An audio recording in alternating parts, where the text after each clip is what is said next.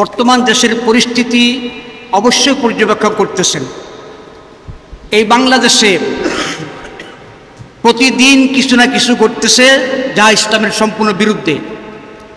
বিগত রমজানে বাংলাদেশের বিভিন্ন ইউনিভার্সিটিগুলোতে এই দেশে মুসলমানের সংখ্যা প্রায় 90%। 90% মুসলমানের দেশে এই দেশের ইউনিভার্সিটিগুলোতে ইফতার মাহফিল করা যাবে না, কোরআন তেলাওয়াত করা যাবে না এবং ইসলামিক কোনো অনুষ্ঠান করা যাবে না। অথচ ঢাকা ইউনিভার্সিটিতে বেশ কয়েকটা পূজা মণ্ডপ হয়েছে, পূজা হয়েছে। বাংলাদেশের ইউনিভার্সিটিগুলোতে পূজা হইতে পারে, নাচ গান হইতে পারে, বিভিন্ন রকমের রং মারামারি হইতে পারে, হিন্দুদের হোলি খেলা হইতে পারে, অথচ ইফতার মাহফিল করা যাবে না, কোরআন তেলাওয়াত করা যাবে না, গরুর গোশত ইউনিভার্সিটির ক্যান্টিনে রাখা যাবে না, রাখা যাবে না।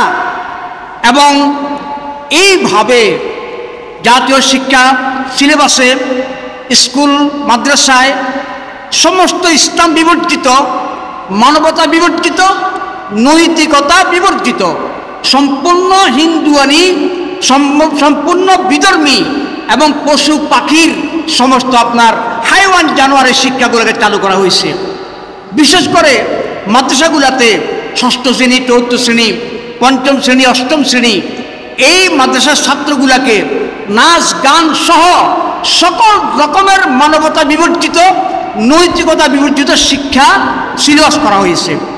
এরপরে আপনার ফরিদপুরে মধুখালীতে আপনারা জানেন সম্পূর্ণ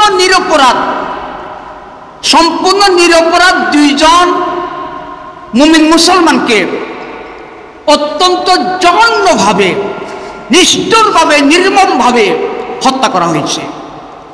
এই সমস্ত ঘটনাগুলো কি প্রমাণ করে? সরকার মনে করতেছে যে মনে হয় এদেশে ইসলামের পক্ষে আর কেউ নাই।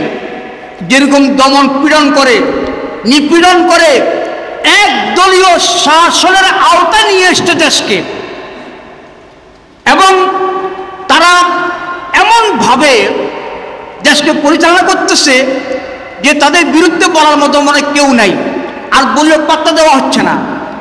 এইভাবে একের পর এক ইসলাম এবং মানবতার বিরুদ্ধে, কোরআন হাদিসের বিরুদ্ধে, মুসলমানদের বিরুদ্ধে প্রতিনিয়ত ষড়যন্ত্র খুব বেশি করে যাইতেছে। এই অবস্থা তারা মনে হয় কেউ নাই। আসলে তারা বোকার স্বর্গে বসবাস করতেছে, তারা বোকার স্বর্গে বসবাস করতেছে। তাদের জানা নাই এই দেশে মুসলমানদের ঈমান কত মজবুত, ঈমান কত মজবুত। দেশের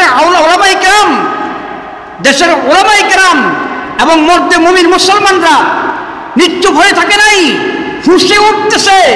তারা অপেক্ষা করতেছে যখন এই দেশের চরমনায় পৃষ্ঠাবুদের নেতৃত্বে আন্দোলন ডাক আসবে এবং জান দেওয়ার ডাক আসবে, সংগ্রামের ডাক আসবে। দেখবেন তখন কত লক্ষ লক্ষ উলামায়ে কেরাম জান দেওয়ার জন্য আপনাদের তক্তে তাওসকে ধ্বংস করার জন্য প্রস্তুত হয়ে গেছে ইনশাআল্লাহ। সেদিন আর বেশি দূরে নয়। আপনারা এত নিচু ভাববেন না, উলামায়ে কেরামকে, ইমানদার মুসলমানদেরকে এত নিচু ভাববেন না। চুপ করে থাকি নাই, চুপ করে বসে রই নাই। আমরা ইনশাআল্লাহ প্রস্তুত আছি, তৈরি আছি। ডাক আসবে, জাতীয় নেতা,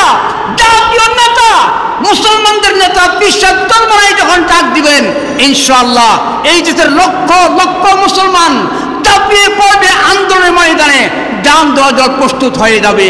এই জন্য আপনাদেরকে আহ্বান করব, আপনারা সকল স্তরে থেকে যে অবস্থানে আছেন, প্রত্যেকের অবস্থানে থেকে আপনারা ইনশাআল্লাহ নিজেদের প্রস্তুতি গ্রহণ করেন এবং ইমানদার মুসলমানদেরকে তৈরি করেন, তাদেরকে ঈমান সম্পর্কে জানান।